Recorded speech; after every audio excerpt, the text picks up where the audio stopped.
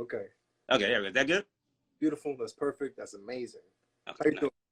I'm good, man. How you doing? I can't complain. I mean, things is good. Things is good. Uh, Okay.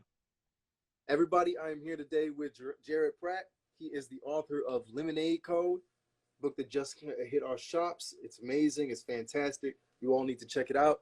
He is going to answer some questions for us today about it. To start off, I mean, I guess let's tell you what Lemonade Code is about. Okay. Read the book. It is about a super genius named Robbie who sets up a lemonade stand to get money to fund his evil schemes and everything, right? Yep. His next door neighbor, Daphne, right? Mm-hmm. Daphne, she sets up across the street from him, and it's an all-out war after that. I mean, let's start off. Pretty good. What inspired you to make this story? Let's start with that. That's a good question. You know, me and my cousin actually came up with the idea together a long time to try to pitch it as like a newspaper kind of strip thing. Okay, for sure. I was trying to inspire him to get back to art. He kind of like lapsed a little bit, but he's pretty good at it. But it didn't pan out.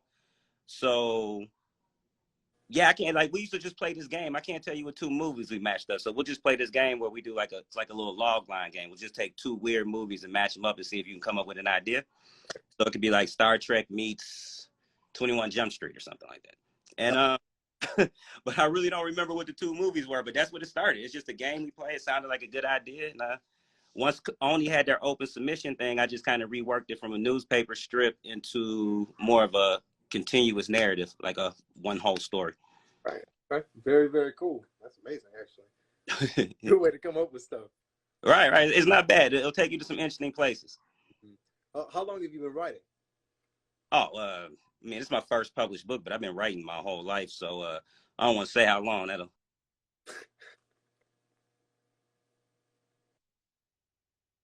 Okay, there we go. I couldn't see you this whole time. I was wondering what was going on. I was like, maybe oh the yeah. sound was live. What's up, man? Okay, sorry about that. My phone went on.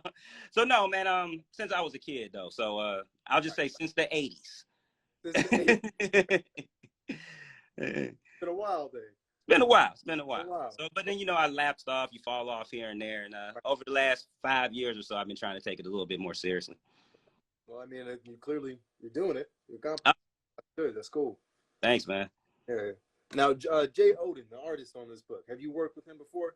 Like, this is your first published work, and you just jumped right. And it was an open submission, so I don't know. I think it was like in maybe 2015 or 2016. Right.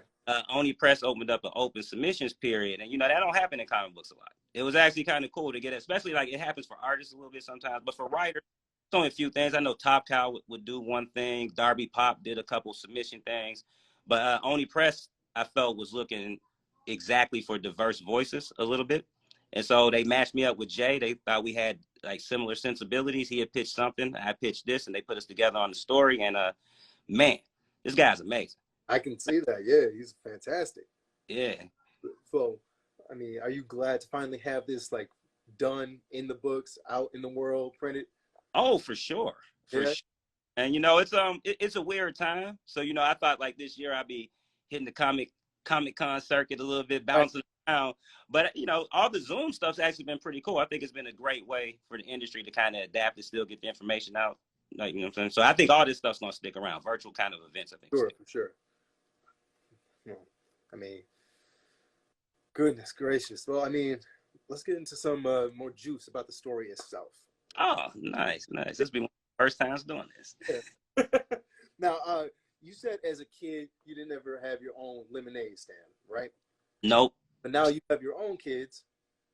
Is this something that y'all do every summer? Is it like a required activity, or are you sick of lemonade, or we never do a lemonade stand? No.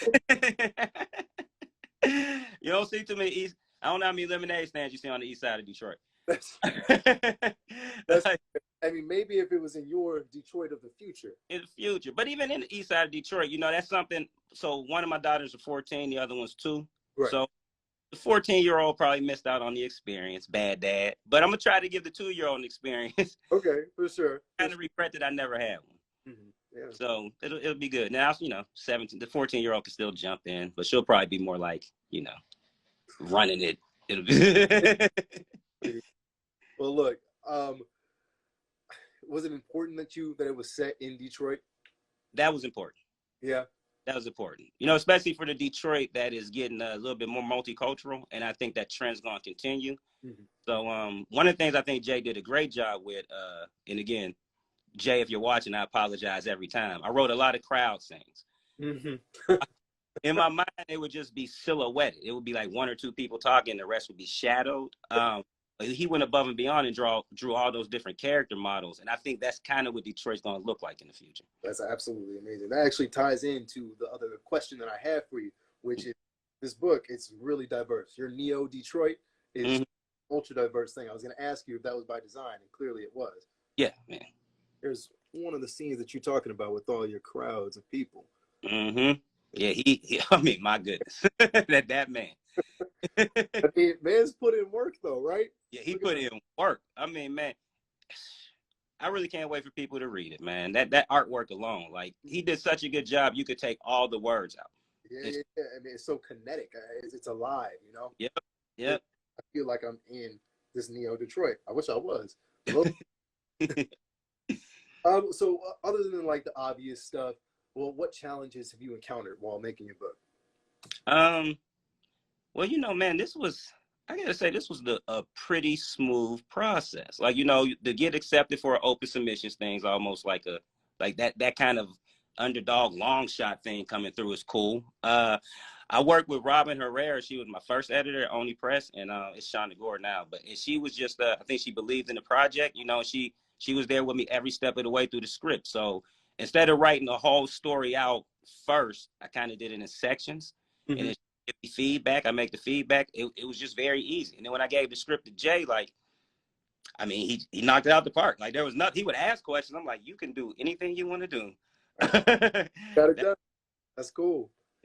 So, and you know, like I don't know if it goes like this all the time with comic creation, but this was a blessed experience. I'm really thankful for it. Very cool. Very cool. So since it was such a good experience, can we like expect more in the way of Lemonade Code, or at least the world? Or is this a closed type of thing? Is this a one-off story, or are we gonna, Detroit? I mean, you know, I got ideas for more. I got ideas for more stories. Like, it was a comic strip, so you know the characters are kind of, you know, they can just exist in perpetuity. You know, you can kind of just keep telling different stories with these characters. You know, I wouldn't want to do it again without Jay. Fair enough. If it's not him and us, me and him doing it, then nah, I'm good. Now, Jay, I don't know a lot about Jay. Is he Detroit? No, he is from, man, Jay bounced around a little bit during the course of this, so I don't want to misquote. I don't know if he's in here. I hope he's in there. He can correct it, but I think he was from maybe the Georgia area or South Carolina, but he's like Southern. He was living Southern. Southern boy. All right. That's dope. That's dope. One thing I noticed when I was reading the book is the strong connection that Robbie has with his mother, Dr. Mama. Was this something that was important to you as well?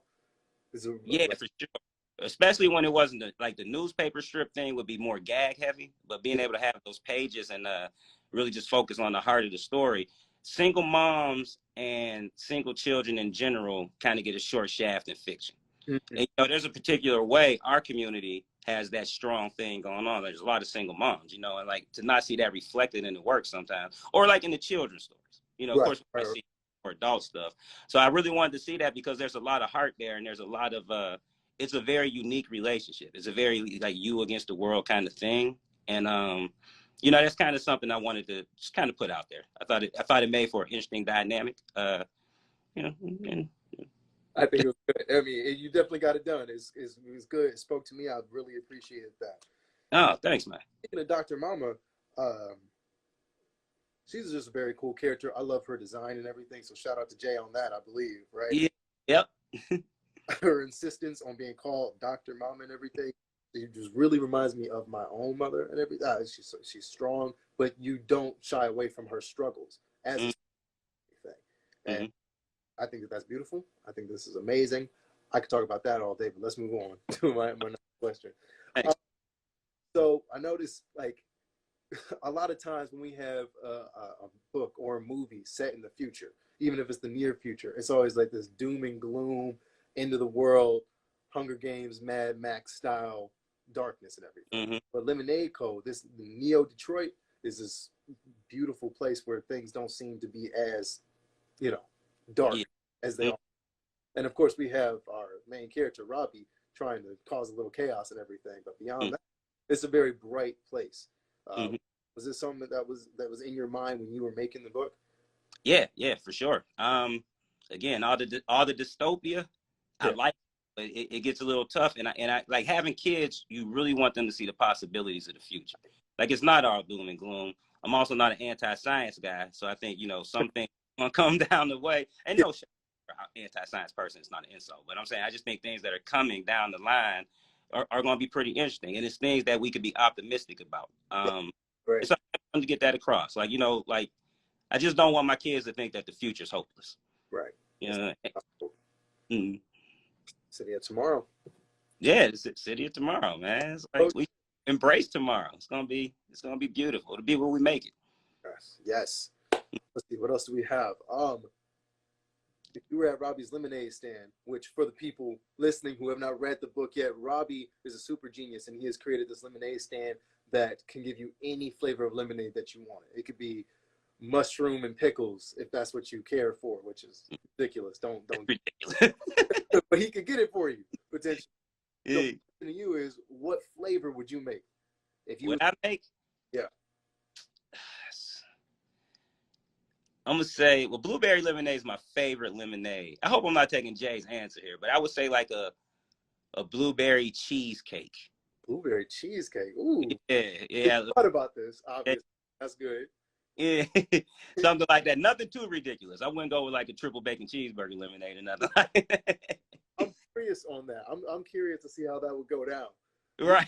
Me personally, I would have a jambalaya smoothie with like a couple of shots of Tabasco. I know. Look, you're making a face, but maybe. I love jambalaya. Refreshing jambalaya. That sounds all right. Jambalaya, I think. That's a good one. That's a good one. I might just steal your answer for any other. No. Look at that, folks. All right, we got music. Music ends up being, I was really surprised because music ends up being a really important part of Lemonade Code. You wouldn't know just like looking at the cover or title or anything like that. But obviously, we know it might be like the key to the universe. Right. Mm-hmm. Now, you a music fan? You a hip hop fan? Yeah, hip hop fan. I used to rap, so. Oh, really? Okay. Yeah, I had to find some way to still do it. The bars that you give Daphne in this book are amazing. Oh, thanks, man. Yeah. So I can see that talent seeping in. It's very cool. Who are some of your favorite MCs? Oh, favorite MCs? So, number one, I'm going to go Jay-Z. Okay. Of course. Tretch, Naughty by Nature. You know what I'm saying? Like, he was a big influence on just, like, rap in general, I think. For me, you know what I'm saying? I think he was very clever with his wordplay. I like the way he did alliteration. He had in a time when people had a slower flow, he had kind of a sped up kind of thing going on. Right. That's just real dope. There's a reason like Naughty by Nature was popular for a good minute. Who else do I like? Lil Wayne. Lil Wayne's actually, I was a little bit on the older side of rapping then, but when he really seeing that kind of level of just like, man, I'm everywhere. I'm doing this so well. That's good. So Eminem for his multi-syllabic rhyme schemes. Wow. Right. Yeah, and Detroit. Oh, and Detroit. Oh, yeah. So I didn't even think about that part. I just really like Eminem. Yeah, no. Like, man, I say those would probably be my four major ones. No. Sliding in other ones, I say Biggie, Tupac on the other end, and Big Pun. Oh, Big Pun. I like fast flows. Okay. And then I can't forget this guy because I always forget him because he kind of snapped out, and so people don't talk to him much. Right. But Busy Bone from Bone. Oh, okay, for sure. The melodicness of it, like he was so melodic, and the fast speed, and like one of the best flows I think of all time in rap. All right, you heard it here first, folks. Everybody go on your Spotify, on your Apple Music, look them up. All right. Except for the kids. Except for the kids. Right. Never. So you mentioned, I think there was one mention of Batman in this book. So I just like, who is your favorite superhero if you have one? Oh, Wally West Flash. The Okay. first, yeah, the first West Flash. Hmm? Can I ask you why? Well, when I started reading comic books, it was around Crisis on Infinite Earths. I guess I'm getting into some lore here. Yeah, but Like it. it was an shaking event. It was nothing like that big. It really been done in comics, and the death of Barry Allen was done so effectively, especially for me being so young, reading something like that. Characters I had just been introduced to over in the last year or so, because it was like a year-long storyline. And Wally West as a legacy character really became the Flash over the course of Mark Waid's run. It was amazing. And William, I don't want to mess his name up because rest in peace, William Messner Loebs. I don't know if I'm pronouncing it right. I think he died. But he took it was Mike Barron. I didn't know I remembered all this. Mike Barron started Wally West's series, then William Messner Loebs, Yeah.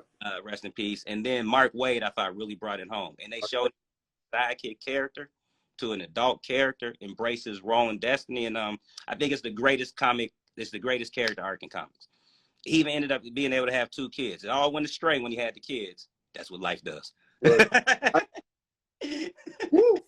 I hope are your daughters gonna see this? Yeah, they know I'm joking. They know. They made me, I'm a way better person than I used to be. Trust me. They made me a good guy. Yeah. I agree with you on Wally. He's not my absolute favorite, but I love his whole story. I love that whole arc. It's amazing. Who's your favorite? I'm curious. Oh, I'm a Batman guy. Oh, okay. I'm personally full on in the Batman camp. I mean, I love a bunch of other heroes. I love Superman. I love Wonder Woman. I love Captain America, Daredevil, Iron Man, Renee Montoya. Oh, I love Love Renee. them all. Renee Montoya has a great character arc. I don't think we have time for me to get into how much I love Renee. Mm-hmm. But yeah, I'm a Batman dude through and through. Okay, what you think about? I won't derail it too much, but what you think about Black Bat or the next Batman? So it's only 2 issues in so far, but I'm all in. I could read an entire series about Jace. I got it. I'm in. I'm all in. Okay. Checked out any of it yet? Yeah, I'm digging it. Yeah. It's what they needed to do for a long time. Mm-hmm. Like the way in which Batman was created as a character that we kind of outgrew. As far as like this billionaire coming to save and only beating up like low-level criminals. It's a tricky point because of the culture we live in. I don't take it that seriously. I just still love Batman. Right. But because of the times, though, it's a great time to try to like kind of evaluate what Batman can mean and what else he can be. So I'm actually glad they're doing it. Yeah. I usually don't like characters getting replaced too much, but I'm digging it. I'm in that same camp, but I think that they're doing a good job with this. A lot of the future state stuff in general has been pretty on. The Wonder Woman that came out, Yara Flor is her name. Love her. Yeah, fantastic. Yeah. Love her. She came fully formed. Like that was a great job introduction. It's like she's always been here. Yeah, and I'm 100% down to get a full series about her. Mm-hmm. I'm not saying I don't want to abandon Diana or Bruce or anything like that. They're still right for stories and everything, but I'm fully into this stuff too. Yeah, for sure. We got way off track, but sorry. I love comics. That's fine. That's good. Are you a mad scientist? No. Okay. I wish. On the inside. Like coding or anything like that, since coding is such a prominent thing in the book. No, man, no coding. I like reading about theoretical physics. So that part, like the superstring theory and all that stuff, the coding actually, man, I just looked all that stuff up and said I'm just gonna try to. No, the research is. Did it think? Are you into coding? Oh no, sir. That's not. But I really appreciate it from my point of view. It seemed good. Okay, good. So, what other projects are you working on, or are you working on anything else right now? Yeah, working on a audiobook that is more for adults, so I won't mention that one, I guess. And then working on a book. It's called I guess I can talk about this. I'm hoping I don't. It's called 4004 BCE, and it's the Matrix meets Lord of the Rings. I don't know. Maybe Star Wars meets the Lord of the Rings. It's always stories. Else, my man. That's it right there. I think you sold me. You sold everybody else. The Matrix meets Lord of the Rings. Yeah. I love it. That's Thanks. I mean, wow. I don't even have any more questions for you, unless you're just willing to give it all up. You tell me anything. Man, I don't know if there's anything to give up. This was fun. I don't do this too often. I hope I ain't talk too much. No. You did a great job, my friend. Fantastic. But, I mean, I just got to remind everybody, Lemonade Code is going to. Ooh, you're frozen. Wow. Can you see me? There you are. What's up? Whoa. Lemonade Code is available at all 3 Vaults of Midnights. I believe so. But the ones here in Detroit are signed by Jarod himself. So come by, pick up a copy, get one for your friend and their uncles and their aunties. Yes. And all the people, all right? Because it's the truth. Oh, thank you, man. I really appreciate it. Really, yeah. It's great stuff. And I appreciate you, Jarod, for being so candid and answering all of our questions and everything, giving me that breakdown of Wally West as a character. Fantastic. Wally, what they're doing now is a little bit of a bummer, but that's okay. It's a bummer. They just can't get it right. I don't, it's just not even hard. So, because I grew up with, I'm getting off topic again, but I grew up on Wally West. I watched the TV show. So that the Flash of that world was Wally. So he's always in the Flash to me. And then they get rid of him. They take away his kids. They treat him like crisis. You're right. Wondering what Wally has done to these people. But, hopefully he's fast enough to, I don't know, run back in time and stop it or something. Right. Just to shout out Future State again. I don't like what they're doing with him in Future State. Overall, I like everything about Future State, but I don't like that part. I'm like, bad guy Wally again? We just had not super original, folks, but hey, he's the punching bag right now, it seems, for the Flash. And I really cannot for the life of me figure out why. I can't either. I can't. Like, he used to even date. Like, I was young reading, starting to like girls and think about what relationships are. He was dating, and heroes didn't date. They had like one girlfriend. Mm-hmm. and he went all the way through. He dated oh my goodness, why can't I remember her name? Is it Magenta? Because one of them went crazy. He was dating for a while. But who did he end up marrying though? Linda. No. Yeah, Linda Park. Was it? Yeah, I think it was Linda Park, right? Is that what he married? Yep. See, Wally had a few women. You got to go back. Like, which one was the one? He was really playing the field. I was like, wow, I didn't even know you could do that in comic books for kids. Rest in peace, Wally. All right, man. I'm going to let you get back to your family and everything. But thank you so much for coming on. Hopefully we can have you on for something like this again. Oh, yeah, anytime. Make your way back to the shop. I'd love to talk to you again. I'm definitely coming down to talk to you. I like the way, I don't get down there much. I love the layout. Yep. I mean, beautiful. Hey, this is a great shop for everybody watching. Right. It's a good shop, okay? Come on out. Even if perhaps the only comic book shop actually in the city, right? Right. No, yeah, we're the only ones in the city proper. Yeah, because everything in the comic book shop I go to is in Roseville. So I might have to switch over. No, I'm just joking. In case they watch, I'm just joking with y'all. Y'all know I love we love all of y'all, okay? If you're reading comics, we love you, all right? All right. Dude, all right, man. I'm going to let you go. Okay. This was great. We love your book. Everybody stop by the shop to get it, okay? While supplies last, because it's going to go fast, all right? Okay. Thank you, man. I appreciate you. How's it going, Jarod? You too. Peace. All right, everybody. I'm out of here. Peace.